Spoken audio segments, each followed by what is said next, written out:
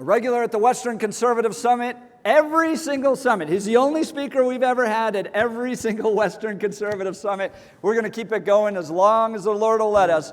Frank Gaffney is the founder and executive chairman of the Center for Security Policy in Washington, D.C., burdened with the mission to secure America's founding principles and freedom. Frank keeps our representatives in Washington on their toes. The need for common sense, national security to protect our country is at an all-time high. Please welcome the expert in the field, Frank Gaffney.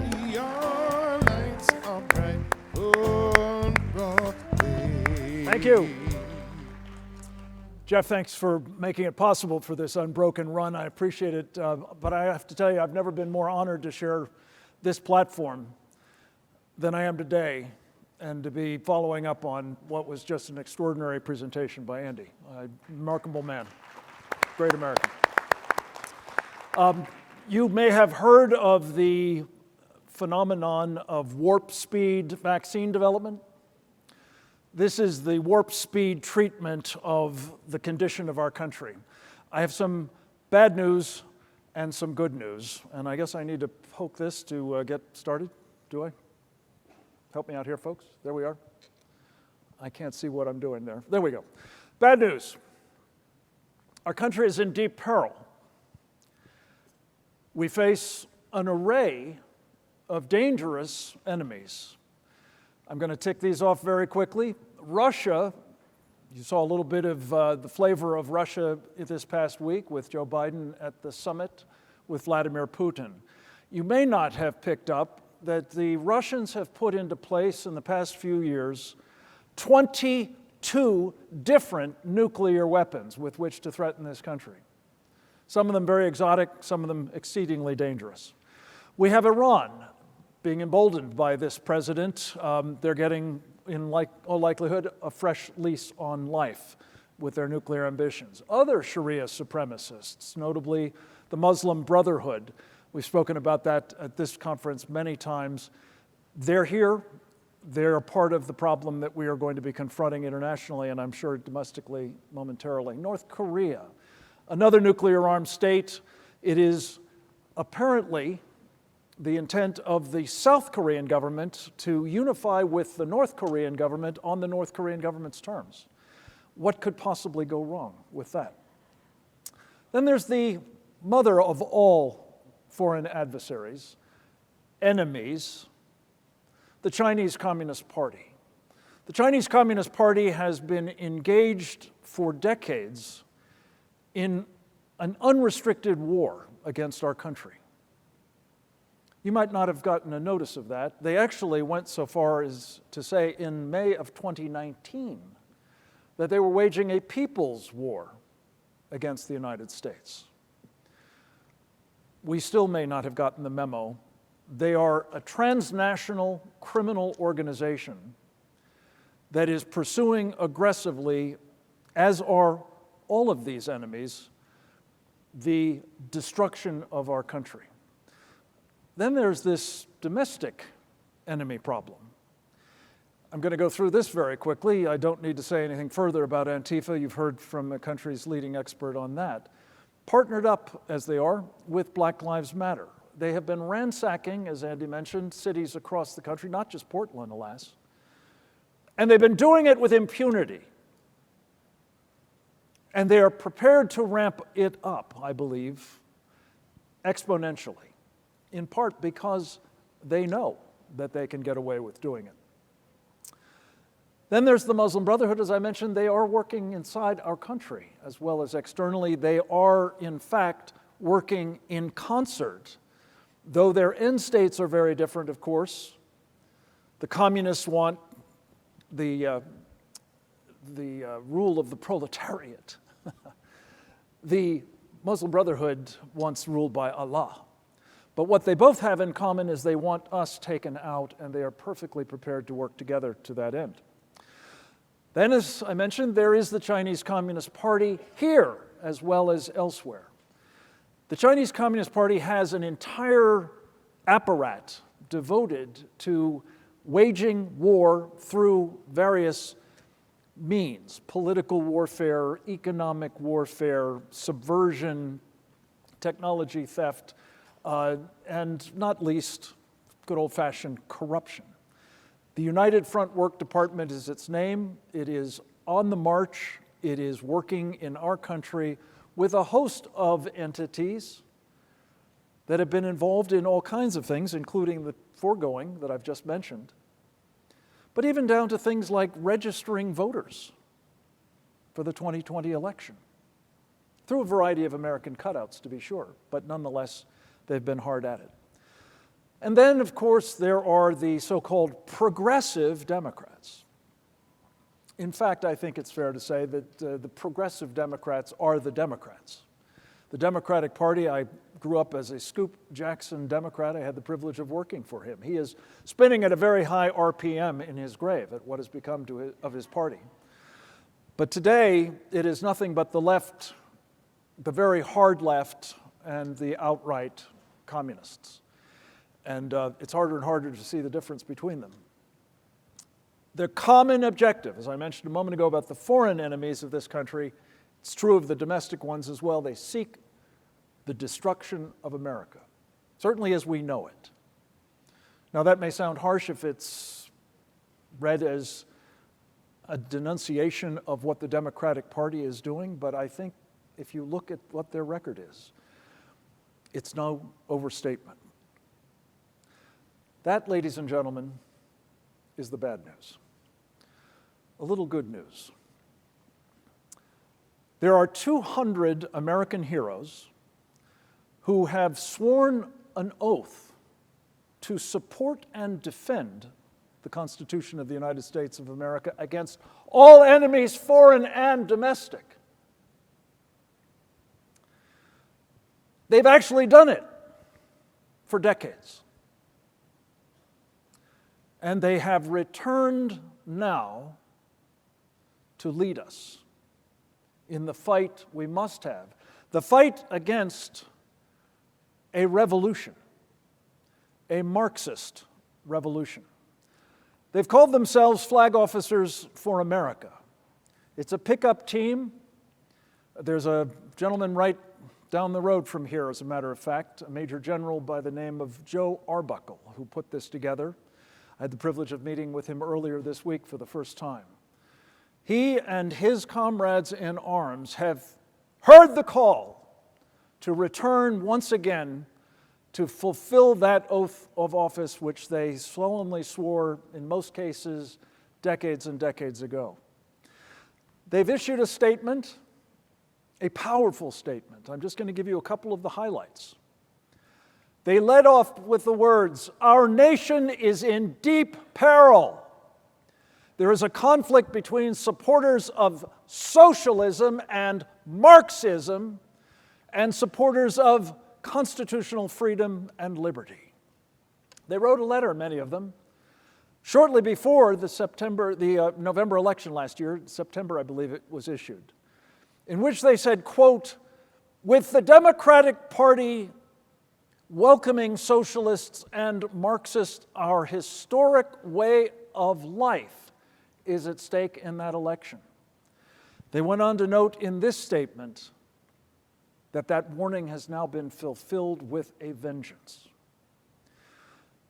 They identified, I believe, 12 different examples of the manifestations of the Marxist revolution that is now underway in our country. They started off with a topic that we've heard a lot about in the past day or so, the effort to steal the ability to have free and fair elections ever again in this country. It will come to a head this week in the United States Senate, this coming week. They talked about the elimination of our border in the southern part of the United States. They've talked about the destruction of our energy security. Have you noticed that happening? They've borne witness to the problem I just mentioned, the threat of Chinese communism, the emboldening of Iran, and not least something that several of our speakers have touched on. Of paramount importance, ladies and gentlemen, the effort to take down the military of the United States by indoctrinating it with communist, racist training. I'm very proud to say that this gentleman, who I think many of you probably know, Steve Bannon, has had our general officers of Flag Officers for America on his War Room Pandemic program for 5 hours.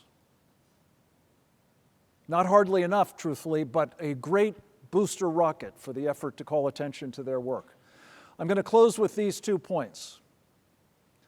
These general officers need your support. Go to flagofficers4america.com. Find out how you can help them. Do what you can to help amplify the knowledge of what they're saying and warning about. And finally, this gentleman, Secretary of Defense Lloyd Austin, has sworn that same oath that these general officers did repeatedly. He was himself, after all, a 4-star Army general, commander of Central Command. He is these days the civilian Defense Secretary of the United States. In that role, he swore the oath all over again to support and defend our Constitution against all enemies, foreign and domestic. It is a scandal, ladies and gentlemen, that on his watch, at his direction, with his knowledge and permission, this Marxist training is being force-fed to our military, and patriotic soldiers and sailors and airmen and Marines, Coast Guardsmen and Space Forcers are being purged from the United States military. I urge you, if you do nothing else after this weekend, please go to committee-to-support-and-defend.org. It will also be up, I'm sure, by the end of the day at Flag Officers for America. But go to sign a petition demanding that Lloyd Austin honor the oath. God bless you all. Thank you, Frank. Great. Grab a seat. Grab a seat. So we just saw the President of the United States at the G7 summit, a lot of discussion on foreign affairs issues. What happened there? I'm not sure Joe Biden knows what happened there, but what happened there? What happened there is, as he has said, America is back.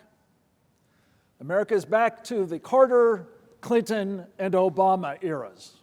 America is back to a period in which it was so concerned about multilateralist sentiments and the desire not to give offense to anybody, allies or adversaries, that we're watching play out once again, I think, the further diminishing of our country. The perception, certainly, in hostile quarters, and I think in friendly ones as well, that we are no longer the exceptional nation. We are no longer exerting peace through strength. And that, frankly, it is better to be America's enemy than its friend. And that is a formula, folks, history tells us, for a lot more enemies and a lot fewer friends. I think it's important for folks to understand that this is not an inept foreign policy. This isn't someone kind of sleeping at the door or sleeping at the wheel. There's intention to this. They have a different vision for the way America interacts with its allies and its enemies than conservatives do. Tell us a little bit. You covered that a little bit, but go a little deeper on that. This was the thrust of my remarks, really, is this is all by design. Yeah. I can't bring myself not to say it's not inept, because it does seem to reek of incompetence. But the reality is, it is purposeful. As you say, Jeff, this is about taking America down on the road to taking it out. Look, I hate to put a fine point on this, but the President of the United States has been deeply compromised by the enemy I just described as the most dangerous we've ever faced. Joe Biden is a made man by the Chinese Communist Party. What could possibly come of that other than doing the bidding of the Chinese Communist Party? And sadly, he's not alone. He's populated his administration with people, and we've got a wonderful little project we call the Accountability Initiative that's just documenting the kinds of people who are now in senior policy-making positions, all of whom, virtually without exception, have either simply been compromised by the CCP, the Chinese Communist Party, or have actually been aligned with them to such a point that they seem to be quite willing to do their bidding even if they're not compromised. This is a nightmare, folks. And it's what has brought these general officers, flag and general officers, admirals, generals, once again into service. They've recognized the danger we're facing, and they've tried to call attention to it. In fact, if I may just take a minute on this, Jeff. Sure. Steve Bannon asked me to help him put together the first of two-hour specials that he did on War Room Pandemic about 7 weeks ago, I guess now. And I did sort of a casting call out of this crowd. At that time, it was about 124 general officers who had signed up to this thing.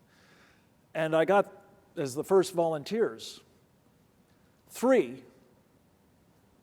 Army generals, all distinguished. One you know well, Jeff, Jerry Boykin, 3-star General Jerry Boykin, one of our most accomplished, decorated, distinguished special operators in the history of our country. Also a great conservative leader with the Family Research Council. Right.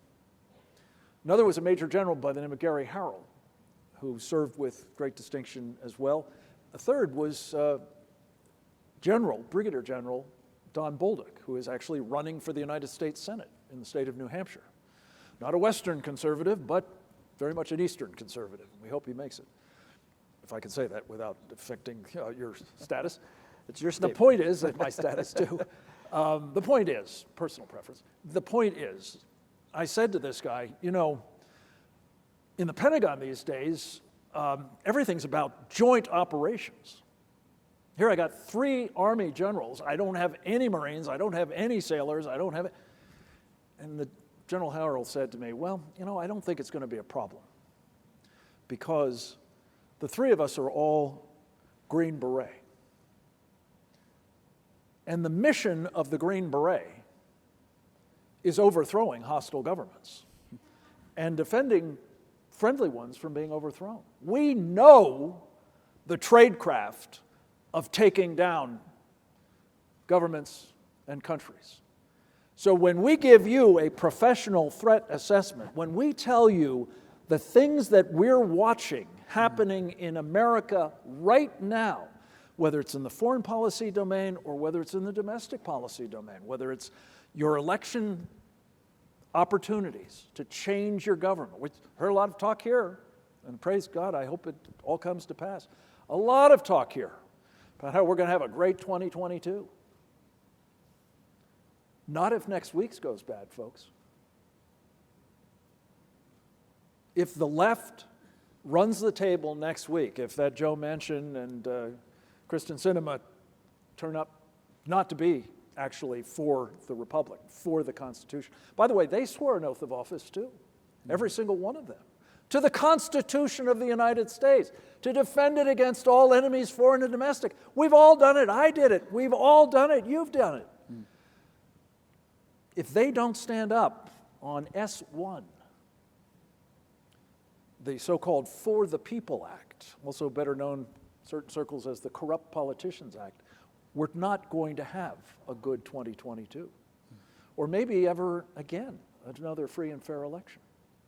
So my point of this is to say, when that general officer points to that, or energy security, or border security, or the purging of the United States military so that it is going to now, henceforth, not have those kinds of warrior patriots in it, but Marxist sympathizers, people who will support and defend the revolution, Marxist revolution, not the Constitution. They know what they're talking about. So it's another reason why I just urge you all, have them come to speak to you. As I say, General Arbuckle's just up the street. Many of them are out here in the West. All of them, I know, would love to come and talk to your groups and your family and your neighbors and your businesses. Give them a chance to lead once again, and I think we have a chance of turning this around. But the present leadership of the United States, I regret to have to tell you, is not playing for our team. Frank, you've always been ahead of the curve on this stuff. I remember hearing you early on talking about the threats of Muslim Brotherhood and radical Islam. Now you're telling us about the threats of China and of Russia. Chinese want world dominance. A lot of people don't understand that. They've been operators in Africa for a long time, operators in the South China Sea. Help people understand what China's end goal is here. The Chinese tradition is that they are the Middle Kingdom. This long predated the communists. That they're the center of the universe. And, frankly, they were the most civilized society on the planet for millennia. And rightly thought of the rest of us as barbarians. The communists have taken that to a new level. And their explicit ambition, and you don't have to take my word for it, this is a matter of open record. Xi Jinping, the current General Secretary of the Chinese Communist Party, is explicitly pursuing what he calls the China dream, which is world domination. We happen to be a speed bump to getting there. So we must be taken out. And, in the shortness of this time, I can't do justice to the comprehensiveness of the effort that they've been making to accomplish that. And Jeff, I appreciate your commenting on some of the past guys. I mean, as I said, the Muslim Brotherhood is still in the mix. The Iranians are still in the mix. We are still looking at others. And by the way, every single one of them are partnered up with the People's Republic of China's Communist Party. And we have a study that's going to be coming out. One of the hats I wear is I'm the vice chairman of a terrific pickup team called the Committee on the Present Danger China. And we have a working group we call the Captive Nations Coalition. There are 3 captive nations of China right now: Tibet, southern Mongolia, and a place called East Turkestan. Its name has been erased by the Chinese. They call it Xinjiang. You may have heard of it. It's where they're engaged in genocide against the people there, the Uyghurs and other minorities. But in addition to those 3 captive nations, Jeff, what we've been studying with this Captive Nations Coalition is the effort that the Chinese are making now under the Chinese Communist Party's efforts. And amazingly, substantially with our money. Because whether you know it or not, if you're in the stock market, chances are you're investing in Chinese companies, whether you know it or not, some of which are actually explicitly owned and operated by the People's Liberation Army, by the way, and the rest of them work for it because they have to. But the point of this study is to look at what the Chinese Communist Party is doing with what they call, Xi Jinping, the Belt and Road Initiative. You mentioned Africa, Jeff. I think there's some 40 countries in Africa that are now actually hooked up through debt mostly, and the presence of Chinese entities building infrastructure in their countries to the Belt and Road Initiative and therefore to the CCP. It's not just Africa, though. It's Central Asia, it's South Asia, it's Southeast Asia. You mentioned the South China Sea. They've built atolls, man-made islands that are now bastions for power projection. They will control the waters and airspace and undersea resources through which about $1 trillion a year passes of economic goods and stuff. But it's also true in our own hemisphere, ladies and gentlemen. It's true in Latin America. I'm desperately afraid that a country that my wife hails from, Peru, will perhaps in the next few days go communist, thanks to the efforts of the Cubans, the Venezuelans, the Chinese, the Russians. But it's also true in Canada, and it's true right here in America, too.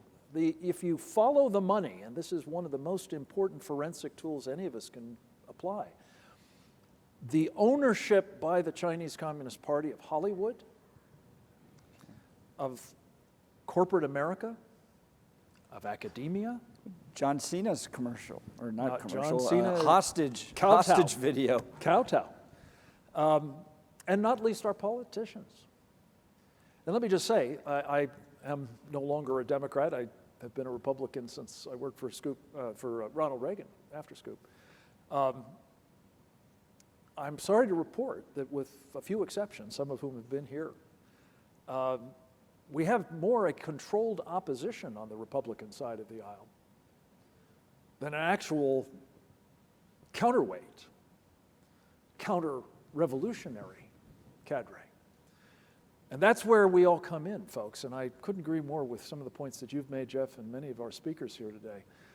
We need you all and those following this incredible program virtually to become engaged in every level of governance.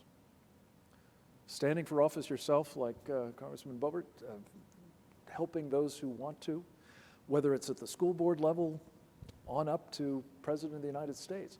We desperately need engagement, clear-eyed about the kind of danger that we're facing as a country, from enemies foreign and domestic that have a shared agenda of destroying our country through a, I think, principally Marxist revolution.